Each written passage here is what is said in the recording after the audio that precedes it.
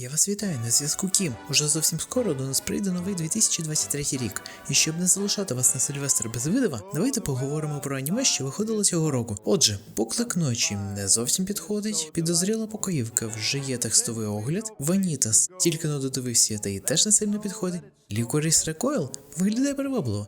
Цікаво, про що це аніме? Сакана! 10 із 10 аніме року.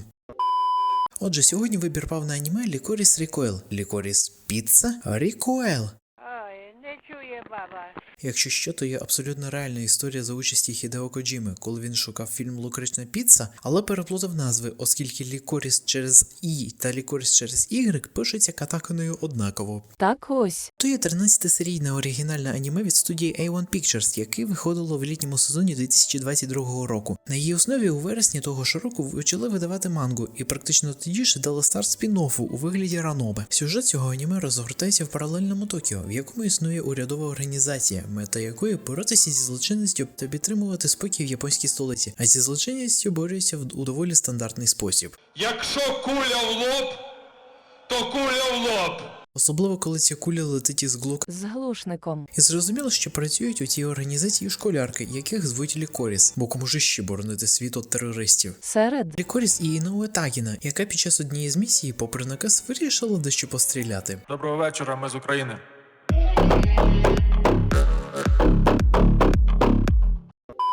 І за невиконання наказу її відправляють працювати в кафе під прикриттям із вельми цікавою назвою Лікореко. Ну, ви зрозуміли жарт, так? Там вона зустрічає свою нову напарницю на ім'я Нішікікі Чесато. І разом вони відправляються розкривати злі наміри терористів, щоб потім врятувати місто. Одразу на що хочеться звернути увагу, так це на головних героїнь та взаємодії між ними. Для початку Такіна. Початку історії вона предстає перед нами як упевнена у своїх силах дівчина, яка між тим практично не видає емоцій. До того ж, її можна було б відправити у відрядження до нас. А, росіяго? Немного. Так, ну, добрый день вам. Меня зовут Такіна. А ось Чісато є ледь не повною її протилежністю. Вона ж сяє енергією, гарним настроєм, що, мабуть, і допомагає їй ухилятися від куля матриця та косплеїти Джона Віка. І не тільки його. Та й в принципі вона дуже любить класичні бойовики, як, наприклад, Guy Hart.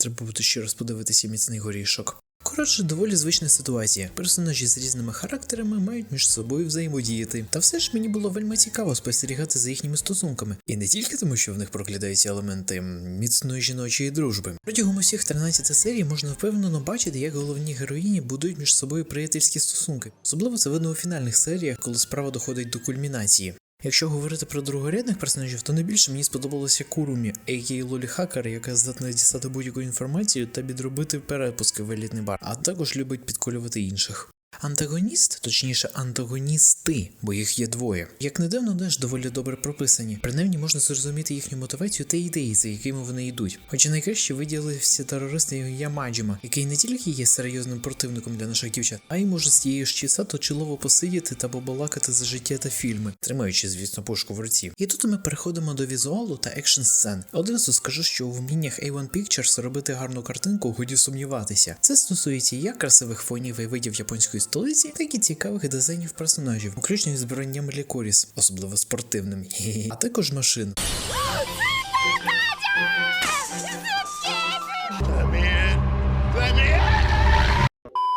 Екшн-сцени вельми видовищні і цікаво за ними спостерігати, та й як не дивно, ворожі стрілки не страждають синдромом штурмовика. І так, Чісато дійсно ухиляється від куль, що неодноразово згадується в самому аніме. Саундтрек виконаний на вельми добротному рівні, і його в принципі можна буде послухати окремо від аніме. Це стосується як фонової музики, особливо в екшн-сценах, Так і опенінгу. про який достатньо сказати лише одне слово – Клеріс.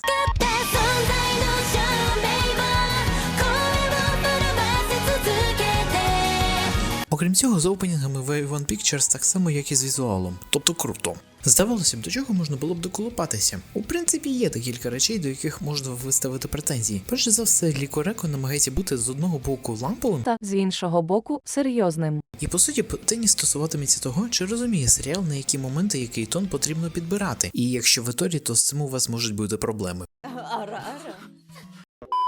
Окрім цього, аніме можна полаяти за достатньо передбачувану фінальну сцену з іншим антагоністом, який ніби ховає своє лице, але можна зрозуміти, хто він такий. Плюс у його сюжетній лінії є моменти, які взагалі не грають ніякої великої ролі. До того ж, у фінальних серіях можна швидко передбачити певні моменти, які кортить перемотати. Але в принципі, повз ці проблеми ще можна пройти, особливо останню. Бо, як то кажуть, винагорода без перешкод мало що вартує. Що можна сказати в підсумку? Лікоріс Рекойл є вельми цікавим аніме з цікаво прописаними персонажами, недурним сюжетом, видовищними екшн-сценами, гарним візуалом і файним саундтреком. Особливий відтінок усьому цьому дає історія створення серіалу, посиланням на який я поділюся з вами в описі під видавом. Зрозуміло, що є речі, які можна було б зробити краще, як, наприклад, більш цікаво обіграти кліше у фінальних серіях, або прибирати непотрібні деталі в сюжетній лінії таємного антагоніста, або більше піти в серйозність, як спочатку планували. Та все ж варто привернути свою увагу на цей тайтл. Можливо, серіал навіть заслуговує на місце в колекції найкращих аніме 2022 року, хоч і навряд чи виб'є явних королів цього балу. Але серед найкращих аніме літа 2022 року Лікореко точно присутній. Я даю цьому серіалу 5 зірочок із 6. І перед тим як закінчити видаво, невеличке новорічне звернення. Почну я з цитати однієї доброї людини з окупованого Донецька. В цікаві часи живемо.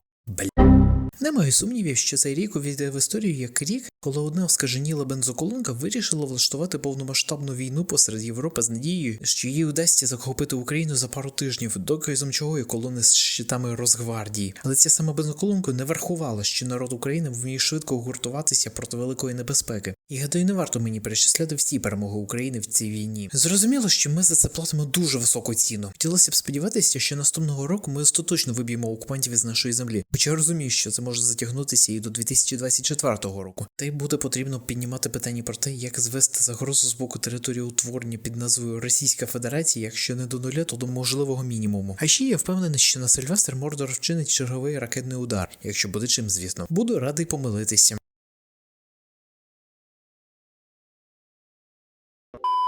Тим не менш, я бажаю вам усім спокійного 2023 року, наскільки це можливо. І щоб окупанти якнайшвидше перетворилися в гній для нашого чорнозему. А для цього треба донатити на ЗСУ. Посилання в описі. Там же ви знайдете посилання та реквізити для підтримки моєї творчості. А ще підписуйтеся на канал та тисніть на дзвіночок, якщо не хочете пропускати мої нові видава. Ну що ж, дякую вам за перегляд. З вами був Кім. Будьте сильними, не ігноруйте повітряних тривог, вірте ЗСУ та слава Україні! Зустрінемося у 2023 році.